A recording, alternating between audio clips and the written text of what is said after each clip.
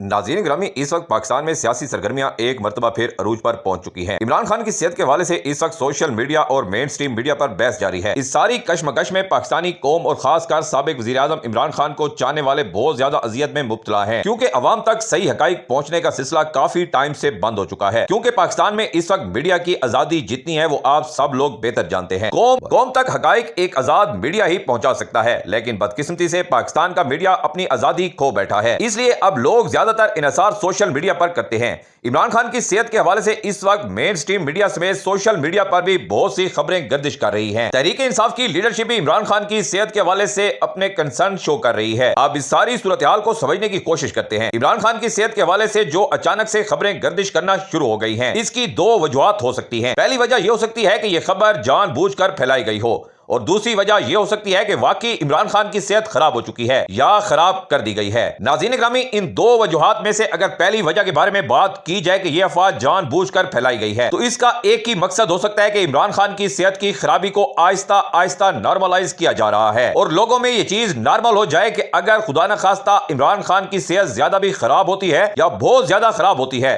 تو لوگ اس کو نارمل سمجھیں۔ جیسا کہ پچھلے کچھ دنوں سے آپ لوگ دیکھ رہے ہیں کہ عمران خان کی صحت کے حوالے سے آج سے کچھ دن پہلے ایک خبر باہر آئی کہ عمران خان کی صحت کافی خراب ہو چکی ہے، تو اس کے بعد کے پی کے میں اور بعض پنجاب کے علاقوں میں احتجاج دیکھنے کو ملے، ایک دو پل بھی بند کی گئی، لیکن پھر 2-3 دن گزرنے کے بعد چیزیں نارمل ہو گئی۔ پھر عمران خان کی صحت کے حوالے سے دوبارہ سے خبریں آنا شروع ہوئی، تھوڑے بہت بھی احتجاج نہیں ہوئے، تو اب اس چیز کو نارملائز بھی کیا جا سکتا ہے تاکہ خدا نخواستہ عمران خان کی صحت زیادہ خراب ہوتی ہے تو لوگ ریئیکشن نہ دے اور ملک میں کوئی بڑا احتجاج نہ ہو۔ اب بات کرتے ہیں دوسری وجہ کی، کہ اگر دوسری وجہ کے بارے میں سوچا جائے کہ واقعی عمران خان کی صحت بہت زیادہ خراب ہو چکی ہے، تو پھر سمجھ لیں کہ یہ پاکستان کے لیے بہت بری خبر ہے، کیونکہ عمران خان موجودہ حالات میں صرف واحد لیڈر ہیں جو قوم کو متحد کر سکتے ہیں اور ملک کو ایک ٹریک پر لگا سکتے ہیں، جو کہ اب دھواں مار چکا ہے۔ اور یہ میں نہیں کہہ رہا بلکہ پاکستان کے اس وقت سمجھ لیں کہ دوسرے نمبر کے سب سے طاقتور شخص نے کہا ہے کہ پاکستان کا سسٹم دھواں مار چکا ہے۔ آپ مانے یا نہ مانے تو اس وقت واحد عمران خان ہے جس کا ووٹ بینک پاکستان کے چاروں صوبوں میں ہے، ساتھ گلگت بلتستان اور آزاد کشمیر میں بھی عمران خان کا ایک بڑا ووٹ بینک ہے، اور عمران خان اس وقت پاکستان میں واحد شخصیت بچی ہیں جن کے ساتھ عوام ہے۔ باقی تمام چہروں سے عوام کو نفرت ہو چکی ہے۔ جو عوام کا حال انہوں نے کیا ہے، یہ بھی ویسے ہی حقیقت ہے جیسے محسن نقوی نے کہا کہ ملک دھواں مار چکا ہے، آپ مانے یا نہ مانے۔ ناظرین گرامی، دوسری وجہ کے مطابق اگر عمران خان کی صحت واقعی بہت زیادہ خراب ہے تو یہ تحریک انصاف کے لیڈرشپ کا اب بہت بڑا امتحان شروع ہو گیا ہے۔ اگر تو وہ واقعی عمران خان اور پاکستانی قوم کے ساتھ مخلص ہیں تو وہ اسمبلیوں سے استعفیٰ دیں سب سے پہلے اور بڑے احتجاج کی کال دیں۔ اگر تحریک انصاف دوسری وجہ کو صحیح مانتے ہوئے اس کو سیریس نہیں لیتی تو پھر لوگ اچھی طرح سمجھ سکتے ہیں کہ عمران خان کو بڑی باریکی کے ساتھ اکیلا کر دیا گیا ہے۔ آنے والے حالات کس جانب جاتے ہیں اور پاکستان کی سیاست کس موڑ پر جا کر کھڑی ہوتی ہے، عمران خان کے ساتھ کیا ہوتا ہے، آنے والے چند دن بہت زیادہ اہمیت اختیار کر چکے ہیں۔ آپ اس حوالے سے کیا رائے رکھتے ہیں؟ اپنی رائے کا اظہار کمنٹ سیکشن میں ضرور کیجیے گا۔